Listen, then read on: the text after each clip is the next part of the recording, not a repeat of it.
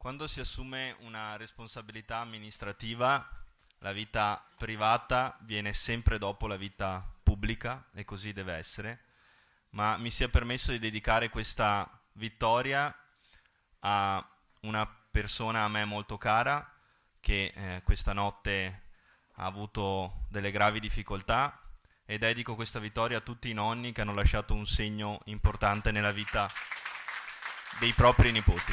Le prime parole da neogovernatore del Veneto le aveva dedicate a nonna Paola, che proprio domenica sera era stata male mentre lui stava vivendo uno dei momenti più importanti della sua vita. Alberto Stefani aveva rivolto un pensiero a lei e a tutti i nonni che sono colonne portanti della vita dei nipoti. 2 giorni dopo la vittoria alle regionali, nonna Paola è mancata. L'annuncio attraverso i social proprio di Alberto Stefani con un messaggio pieno di amore e gratitudine.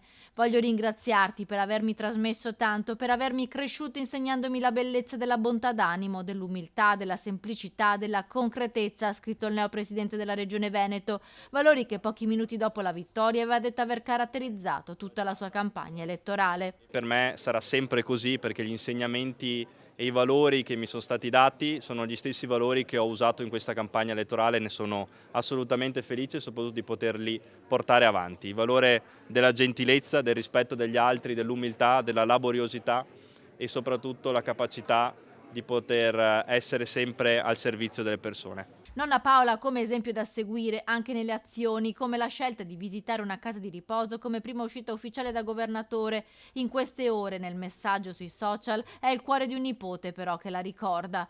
Avrei voluto vivere almeno un'ora di questi giorni con te, farò fatica a capacitarmi di questo, ma so che mi accompagnerai in questo nuovo viaggio, così come hai voluto accompagnarmi con il tuo voto e il tuo sorriso poco prima di non vederci più. Grazie nonna, ti voglio bene, ha scritto Stefani.